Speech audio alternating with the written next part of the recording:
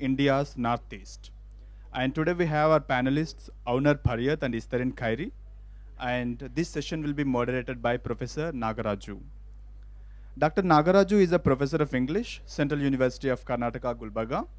He has been teaching literature for about 3 decades in different Indian universities, especially in the Northeast. He worked among the people of the Northeast, particularly with the Thani group. He wrote and presented several papers on the tribes of the Northeast. I request Professor Nagaraju sir to start the session. Thank you.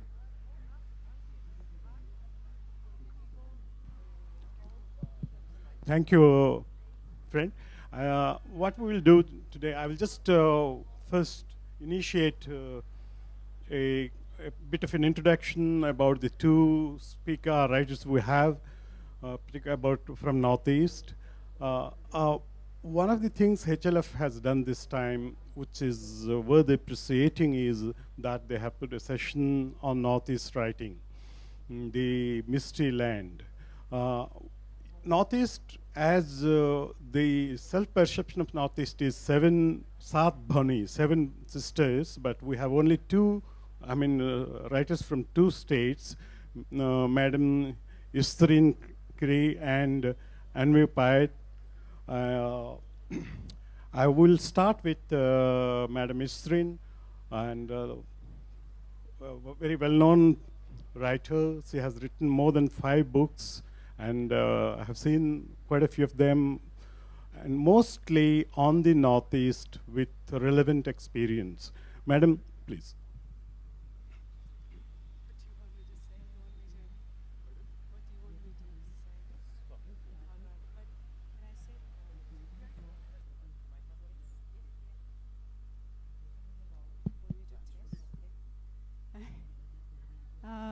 Good morning. All right, yeah.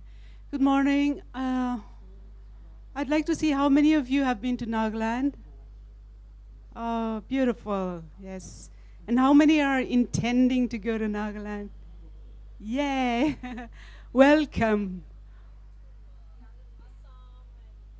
Wonderful, welcome, welcome, because I always like to invite people to come to Nagaland to see the real Nagaland, meet the people, and come to the villages. Don't get stuck in the towns. That's not the real Nagaland anymore. Come to the villages. Come and see how our people live. Eat what they eat and breathe the good air there. You'll just feel healed because there's still something so honest about village life. And that's what we like to share with any visitor, any guest. I'm asked to introduce Nagaland, but you all seem to be familiar with it. It became a state in 1963, and before that, from the 1850s, it was under the British. Then in 1947, the Naga territories were divided into half, and half given to Burma, half came to the new Burmese nation, that is, and then the other half came to the new Indian nation from 1947. Okay, we are 16 major tribes, each speaking its own language. So when we have different languages, that means we all have different cultures. And both Avner and I, we want to say that the Northeast, you've come here to listen to the Northeast, but really, the Northeast is not this homogeneous zone, and we don't all eat the same food or dress the same way or even look alike. My grandmother was from Meghalaya. She was a Khasi, so I share that with Avner, and I spent my childhood in Upper Assam. So those from Assam, when you say the place names, that is familiar to me. Those are my childhood places. But that is what I have of the Northeast in me. But I can only speak for the Nagas because that's where I grew up, Nagaland. We have, I want to talk about literature. We have always had literature, but it was oral literature for many years. And we had the oral narrators, the elders sitting around the fire, the grandmothers telling us stories. That's how all our stories were transmitted. Then we also have the community houses, and we still have the male community houses where it's taboo for women to enter, because that's also where they pass down history. And then in the olden days, that was where they worked out war strategies against other villages, etc. The whole tradition of oral storytelling, I think it's so wonderful, because my generation experienced it. I lived with my grandmother, who used to tell me many, many folk tales. And as a university teacher for some years, I used to send my students to write assignments on, just gather folk tales and write about the settlement of their village or the village gate, because each rock, each hill and each river has a story and it has a name. They're not just, oh, that river down there, but it has a name, it has a personality. And so many stories come out of the river, so many stories are there in the mountain that the grandmothers and also grandfathers and elders, they pass down to us. And written literature of the Nagas, this began around the 70s in the form of scholarly writing. And before that, it was not a stable region, but we don't want to go into that. You can read newspapers and find out. So 70s, there was some scholarly writing, and then in the 90s, we were writing poetry, and I wrote the first, or published the first book of poetry in English in 1982, and the first Naga novel in 2003. And I think I'll stop now and let Avner take the floor.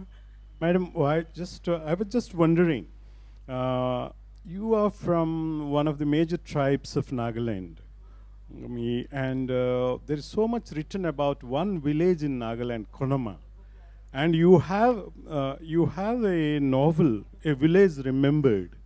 Would you like to speak on that? My first novel, A Naga Village Remembered, I like to talk about it here in Hyderabad because it was Professor Mohan Ramanan from the Hyderabad University who encouraged me to write it. And I'd been wanting, ever since I read the African writers, I'd been wanting to write a novel. It was in my head. I'd done the research. Then we sat together and he told me about another book called The Village Remembered. And it was a writer who had written from memory because all his data had been burnt. Then he said, why don't you call your novel A Naga Village Remembered? And I've done that because it is a village that was burned many, many times by the British, and it is a village that fought the last war of resistance against British rule in the Naga Hills. So it was 500 warriors against 2,000 foot soldiers, against cannons and elephants, and all that our warriors had were a few homemade guns and spears and arrows and rocks. It's because the village is built like a fort, so they could roll down rocks on the enemies. And it is not just about the battle, but the cultural life around the battle, which is so rich and which is no more there. But it's a good introduction to my tribe, the Angamis, and also to Naga society, I feel. Before we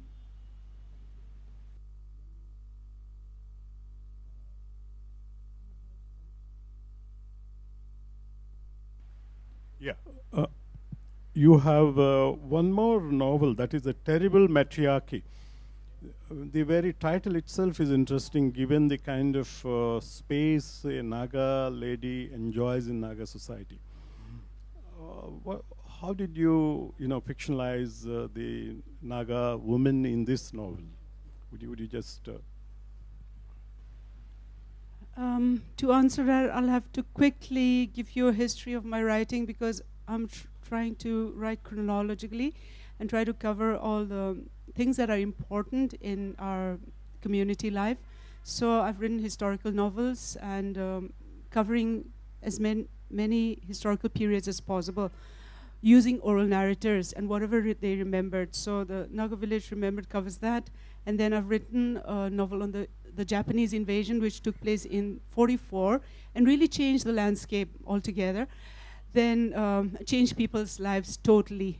It was a great turning point for the Nagas. Then Terrible Matriarchy covers the 60s and the 70s, and that's my childhood years in Kohima, when boys, the education of boys was still being prioritized over the education of girl children. And I noticed that our narratives have been silenced at different stages of life, but the most silenced voice is the girl child. So in this novel, it is a 5-year-old girl telling us the story, telling us how her grandmother hates her and does not want her to go to school, and she fights that all the way. And she becomes this little negotiator, and she manages to go to school, gets a college education, all that, but it's also the life of the town growing up with her. So it's about growth, and it gives you this picture of the town in the 60s and 70s. Thank you. The other panelist today, Avner, is from Shillong, but I think the better description for Shillong is Khasi Hills, because in the northeast, hills are homes. Hills are homes. That's the metaphor most of the writers use. So he describes himself as from Khasi Jaintia Hills and interested in cultural traditions, which the hill people have in large measure. Would you like to introduce any of the cultural traditions of Khasi Jaintia Hills? Hi, thank you. Well, the thing is, I come from a background which is both Khasi and Jaintia. And, you know, many people wrongfully, they associate a lot of linguistic and cultural variety with other parts of the Northeast, especially, let's say, Arunachal and to a certain extent, Nagaland.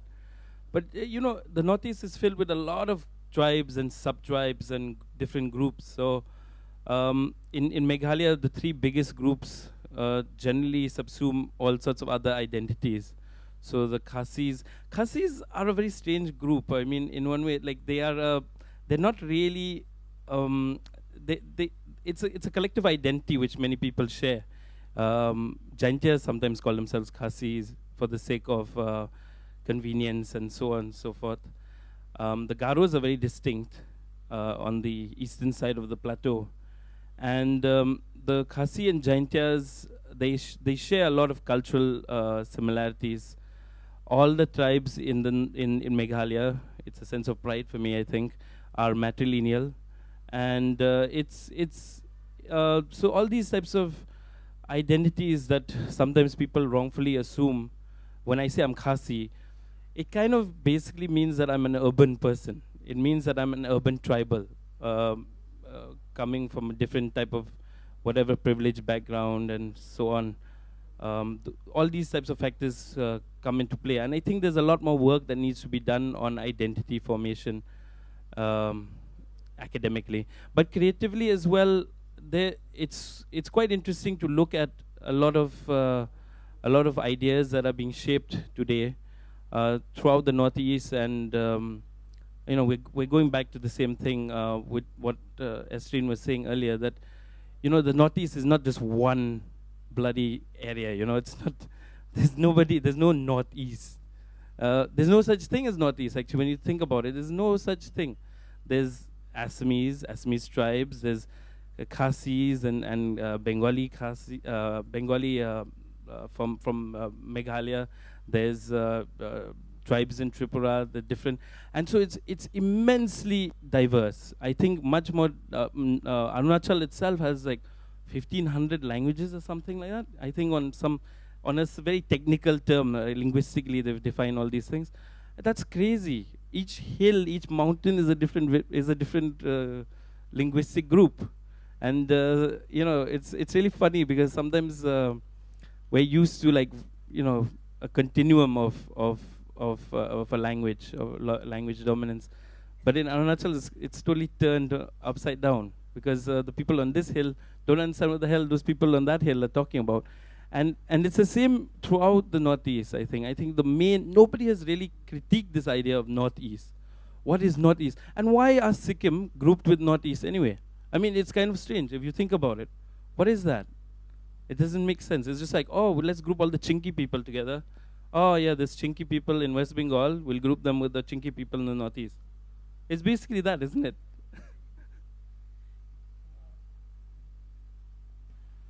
Avner, I think that was a very interesting way of saying about the tremendous diversity Northeast has and the kind of problems we have when we speak of the nation state. But coming back to one of your interests, you were talking about man-tiger relationship, isn't it? And also the kind of environmental, worldview the tribe has. Would you like to throw on that some light on that? Just to kind of give a little bit of background, I'm doing a little bit of a museological project which is due out in June about how the Khasi tribes, the Khasi and Jaintia particularly, I've not looked at the Garos at all because it would be unfair and I wouldn't know anything about that. But Khasi and Jaintia tribe life, how it was influenced by their relationship with the tiger. Not just tiger, Kla actually means leopard or tiger, it's a big cat. So I've looked at things like surnames, descent tales, origin stories. There's a lot of relationship between the people in my culture and the tiger, because obviously it is such an impressive animal, a figure of power, of domination and ferocity. And in the old days, a warrior was known as a Klawat, so which literally translates to Kla means tiger, Wat means sword. So it's like a tiger. A warrior is like a tiger with a sword, So there are so many interesting connections between the tiger and our tribes and the Nagas as well. I mean, we've done a little bit of research on a lot of other tribal groups, and they all have this shared relationship with this animal, which is something that I would like to explore further, and it's due out in June. Yeah. There is another poet from the Northeast, Mamang. She writes too about man-tiger relationship. Tiger, my brother, there is a poem. Apart from tiger, you have also the Mithun. Many of the writers, from Nagaland, Arunachal, and they keep writing about this. Would you like to introduce to this part of the country where Mithun is, as an animal, is more a kind of, image than an actuality? Could you speak a couple of things about that? That's it's actually unfair for me to comment because there are no Mithuns in Meghalaya at all. There's water buffalo. I can talk about water buffalo. There's no Mithun. I think Astrid can actually tell us a little bit more about that. But I want to add to what you said about the tiger, because for the Nagas too, we call the tiger elder brother. And we have this beautiful folk tale that there were three brothers who lived with a human mother. It was man, tiger, and spirit. They all lived together as a family. But something happened, the tiger committed a taboo, and the family broke up. But even in this day, hunters would still call out to the tiger as elder brother. If in the forest and they hear a tiger, they call out elder brother. And we also have this tradition of tiger men, which the Khasis have. And it's beautiful because we share that, but amongst the Nagas, it's very secretive, very furtive. You don't announce that you're a tiger man. But the Khasis take pride in that, according to what I've read of another poet friend, Desmond's work. So, phenomenon, the tiger man.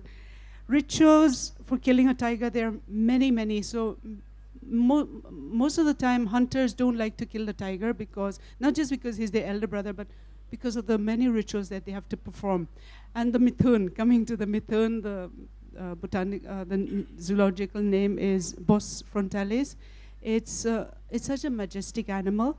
we have wild Mithun and tame Mithun.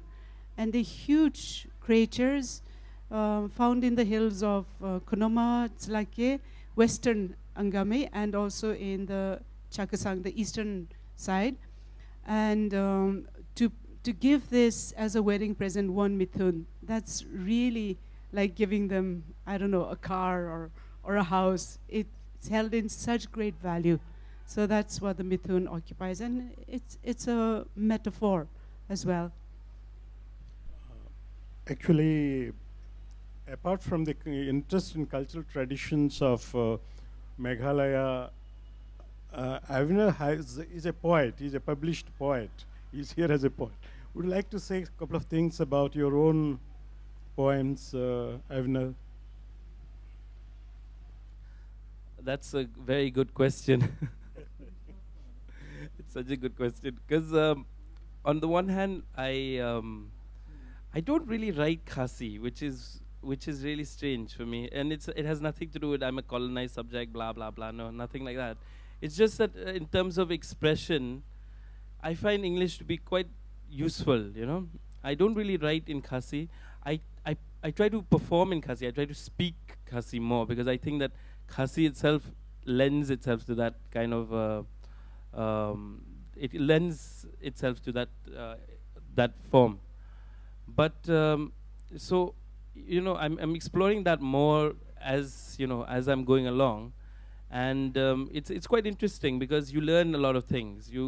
If I wrote in Khasi, it would be it's not strict. You know, there are certain very strict things which have happened in the language in the last 175 years since since the Roman script was introduced into our culture by a Welshman named Thomas Jones. What happened was there was a lot of standardization in the language, and the Panars, for example, the Jaintias, they're also called Panars. The Jaintias, I have seen. I mean, I come from that type of background. The Jaintias, they are much more expressive, and their art forms are actually quite interesting because they've been at it longer as well. They've had a large amount of contact with the plains people, whereas the Khasis, you know, took everything in a sense from the Welsh and from the English, from the British. So what happened over time was that even the language also sounds very, very British in one way. If you read, I mean, you'd have to read Khasi to actually be able to understand what I'm saying. But they've got certain forms, and it's very formalistic. And for me, who doesn't really like that, you know, a lot of my seniors in the fraternity, they might not like me. They might not like my poems in Khasi, which is fine. You can hate it also. That's fine. But so I try to keep it very spoken, and I don't really follow any meters or anything with Khasi. Yeah. I think we had quite a bit of interaction with some of the things. So now, friends from the audience, any interest? But what we need to know about Northeast is, we have heard both these speakers, the tremendous diversity in terms of language, in terms of number of tribes that we have in the Northeast. The word or the Northeast doesn't justify. It is India's Northeast, or rather a statist position. I think that's what our friends would like to convey to this part of the country. Now, any queries or any?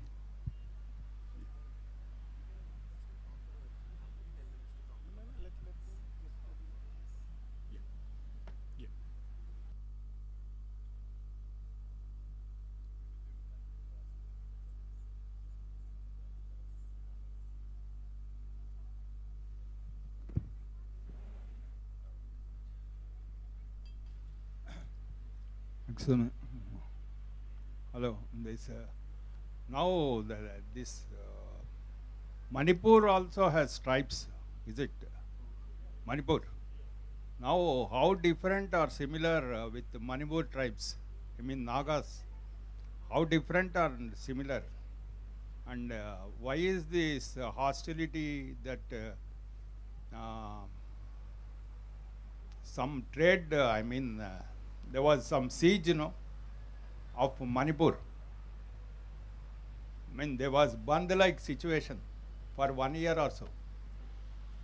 Are you not aware?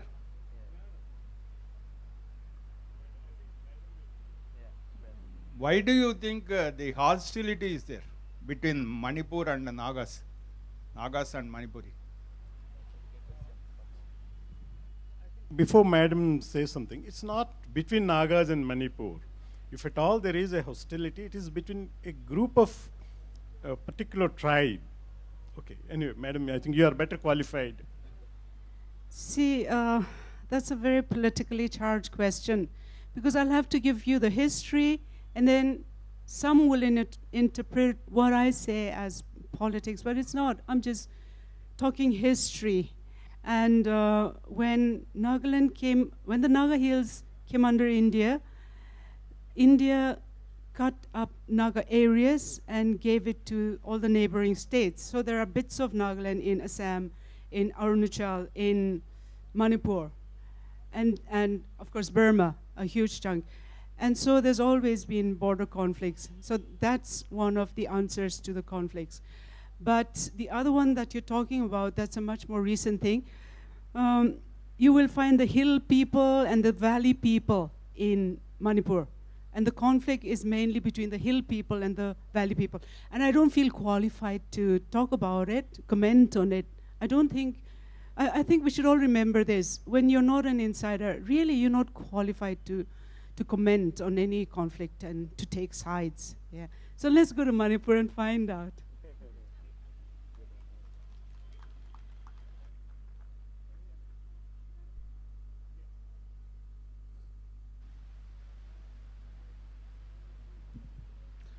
Hello, good morning, good afternoon.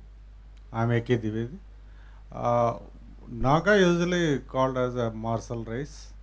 Can you give some historical account of their martial acts? Because they are martial race. We always very macho person, this Naga we called among our Northeast people. So we don't know much history about this Nagas. But always because of their martial character, we have some interest in Kizudness. Can you give some historical background of their all this thing? Because that will be enlighten us. We'll have to go a little back into the migration history of some of the tribes. And though in many places in India, we're sometimes very offensively told, go back to China. We're not Chinese. We had a starting point before China. It is true that we stayed some years in China, and even the Chinese records say that during the building of the Great Wall, the Naga tribes left in different waves because they were being used as slave labor. Anyone who was non-Chinese was being used as slave labor. And before China, we have narratives about a point of origin. Anyway, when our different tribes were migrating to their present place of habitation, they always were met with aggression. They fought the Chinese, they fought the Burmese, different people's groups. And these people fleeing the Nagas, they were, even the Nagas, then they were not called the Nagas, they were just called by the tribe names. They were farming, hunter-gatherers, so agricultural people. They had no weapons, but they were forced to make weapons, and they were forced to fight the different people's groups in Burma. And I think that is a very good history of how the warrior tradition came up. It came up out of necessity. So they were not like that traditional. And then they realized that this is a good way of protecting ourselves. If we create a reputation as warriors, then people will hesitate before coming and trying to take away our lands and abducting our children and our women. So it was a self-defense system. That's what I see from the migration histories. Good afternoon. You had just mentioned that the Japanese invasion during the independence, the Second World War, completely changed the culture of Nagaland. Now, you know, the rest of the country, we have an idea, a mainstream historical idea of what happened. And, you know, we all know that the INA flag is in Kohima and all of that. But what I'm interested to find out is how did it actually change the culture of the people, not the politics or any of that? I'm not so sure if I should give a statement like that, but I want you to understand that there was a shift from an agricultural society to a society that was to which the modern world had opened up. And before that, the First World War, about 2,000 Nagas were sent to fight in France. And they came back and told people at home, you know, there's a great big world out there. And we also have this lovely little superstition that if you cross the black water, and the black water for us back then was the river Brahmaputra. If you cross that, you'll never come back alive. But these men had gone so far beyond the Brahmaputra, survived and come back, and they told their stories, and they'd come back with money. So earlier we had a barter system, now we had money. So we had boats together, coexisting. Then when the Second World War came and the Japanese invasion came, many, many roads were built where we only had not proper roads. There was just the Imphal-Dimapur road, which was a one-way road. So that came, education came, of course, with the missionaries, but this came in a much more, in a bigger way. Money came. Nagas became contractors. And with the missionaries, you had Naga doctors. My grandfather was one of the first doctors. You had Nagas working in the offices and climbing up the rung. And many more schools, not many schools, but more schools, and also the idea of starting colleges. But the World War, it opened up all these roads and access, very easy access to all other parts of the world. Then they saw soldiers coming in from different nationalities. So it really was the point where Naga society began to become modern.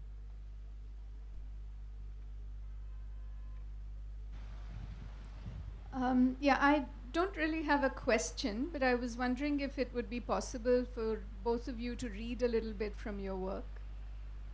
Would there be the time? I think ISRIN has one reading session afternoon. Okay. Afternoon. I think, yeah. If you want, I could read. Yeah, maybe one poem from...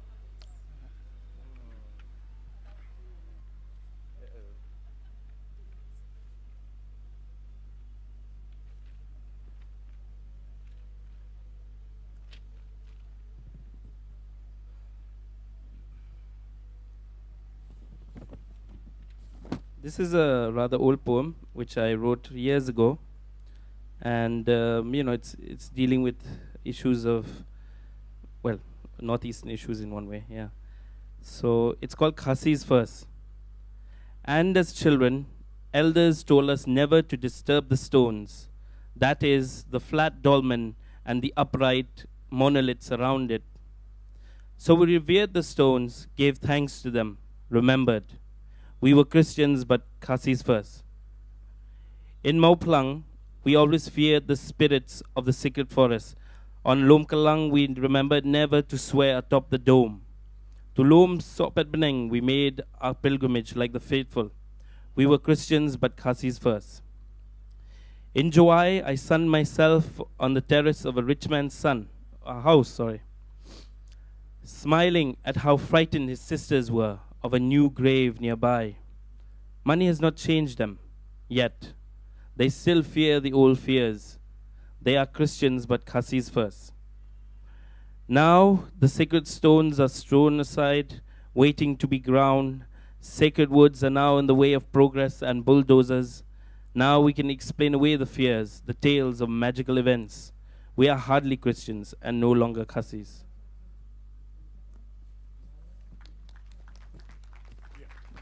Friends, I think we're coming to the end of the session. Isrin told me not to make it political because Nagaland has a long, layered political history. So we kept it.